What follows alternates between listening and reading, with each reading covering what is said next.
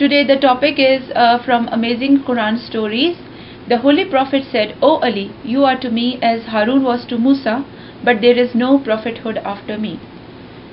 This is the chapter At-Taha, chapter 20, verse 24 to 28, which says, "Go to Pharaoh, surely he has exceeded all limits. He said, "O my Lord, expand my chest for me, and make my affair easy to me, and loose the knot from my tongue, so that they may understand my word."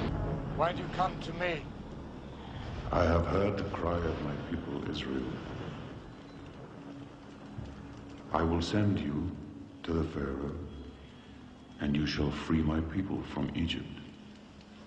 Why me? A man clumsy with words. Who am I to go before the Pharaoh? I will be with you. If I go to the Israelites and say that God has sent me, they won't believe me. They'll ask, what is his name? I am who I am. This is the continuation from chapter 20, which is At-Taha, which is verse 29 to 35, which says, "And give me an aider from my family. Haroon, my brother, Strengthen my back by him, and associate him with me in my affair, so that we should glorify thee much. and remember thee oft." Surely thou art seeing us. औज़ु बिल्लाहि मिनश शैतानिर रजीम, बिस्मिल्लाहिर रहमानिर रहीम। अब तुम फिरौन के पास जाओ, उसने बहुत sir उठाया है। मूसा अलैहिस्सलाम ने अर्ज की, परवरदिगार, मैं जाता तो हूँ, मगर तू मेरे लिए मेरे सीने को कुशादा फरमा और दिलेर बना, और मेरा काम मेरे लिए आसान कर दे, और मेरी ज़बान से लुकनत की गिरा खोल दे, ताकि लोग मेरी बात अच्छी तरह समझें, और मेरे कुनबे वालों में से मेरे भाई हारून को मेरा वजीर, बोझ बटाने वाला बना दे। उसके ज़रिए से मेरी पुश्त मजबूत कर दे, और मेरे कामों में उसको मेरा शरीक बनाना। हम दोनों मिलकर कसरत से तेरी तस्बीह करें और कसरत से तेरी याद करें, तो तू हमारी हालत देख ही रहा है। Oh, no. Not me, not me, not me. I've never been a man of words, not in times past, not now. Even as you speak to me, I'm still a speech! Your brother Aaron will meet you, and you will be my voice to him, and he will speak for you to the people.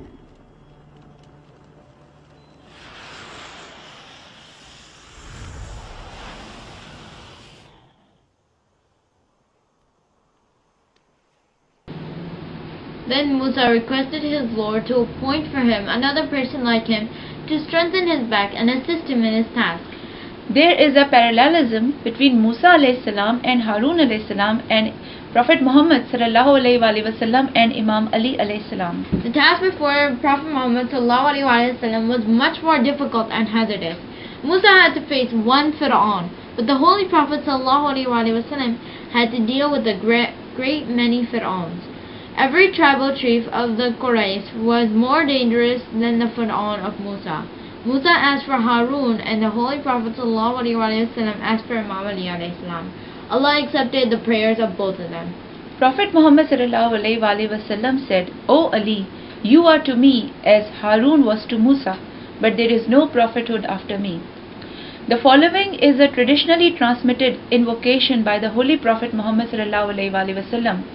"O Allah subhanahu wa ta'ala, my brother Moosa begged you, saying, O my Lord, delight my heart and make my task easy, and undo the knot in my tongue, so that they may understand my talk, and appoint from among my kinsmen Haroon my brother as my wazir, and strengthen my back with him, and make him participate in my mission. You inspired him. We shall soon strengthen your arm with your brother, and make you both dominant. O Allah, I am your servant and your messenger Muhammad sallallahu alaihi wasallam. I beg you to delight my heart and make my task easy, and appoint from among my kinsmen Imam Ali Alaihis Salam, my brother, as my wazir." The second is the chapter which is 59, Surah Al Hashar, which is verse number 9, which says, And those who made their abode in the city and in the faith before them love those who have fled to them, and do not find in their hearts a need of what they are given, and prefer them before themselves, though poverty may afflict them. And whoever is preserved from the niggardliness of his souls, these it is that are the successful ones. और जो लोग हिजरत करके उनके पास आए उनसे मोहब्बत करते हैं, और जो कुछ उनको मिला उसकी अपने दिलों में कुछ गरज नहीं पाते, और अगरचे अपने ऊपर तंगी ही क्यों न हो, दूसरों को अपने नफ्स पर तरजीह देते हैं। और जो शख्स अपने नफ्स को हिर्स से बचा लेगा तो ऐसे ही लोग अपनी दिली मुरादें पाएंगे। This verse refers to the Ansar, the helpers, the people of Medina who accepted Islam when it was opposed tooth and nail by the pagans of Mecca, and who invited the Holy Prophet ﷺ to settle down in Medina and become their leader. The ties of brotherhood were established between the Muhajirin and the Ansar. When the confiscated land and property of Bani Nadir was divided, and the major portion was given to the Muhajirin, there was not the least jealousy on the part of the Ansar, although there were poor among them also. They rejoiced in the good fortune of their brothers. We give below a few events pertaining to the generosity of Imam Ali Alaihis Salam, mentioned in Minhaj al-Sadiqeen.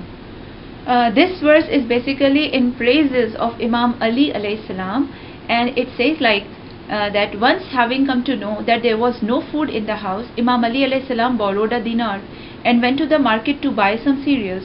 There he found Miqdad radiallahu ta'ala anhu crossing a street. He was strolling to fritter away time, as in his house also there was no food. He could not bear the sorry plight of his children. Imam Ali Alaihis Salam found out the real cause of his distressed appearance and gave him the dinar and resumed to home with empty hands. And Allah subhanahu wa ta'ala revealed this ayat from where it says, وَيُؤْثِرُونَ عَلَى أَنفُسِهِمْ وَلَوْ كَانَ بِهِمْ خَصَاصَةٌ وَمَن يُوقَ شُحَّ نَفْسِهِ فَأُولَٰئِكَ هُمُ الْمُفْلِحُونَ. And Allah subhanahu wa ta'ala send the food directly from Jannah. Abdullah bin Masud reports that once after the Isha Salah, a man from among the prayers stood up and said, I am very poor, I am hungry. The Holy Prophet Mohammad said, who among you will give food to this man? Imam Ali Alaihis Salam stood up and took the poor man to his home. There was food in the house, but barely enough for one man, which was kept for him. Imam Ali Alaihis Salam put out the lamp and gave it to Bibi Fatima Salamullah Alaiha, asking her to bring it back when the guest had eaten the food. It was done so that the guest might not feel discomforted and uneasy.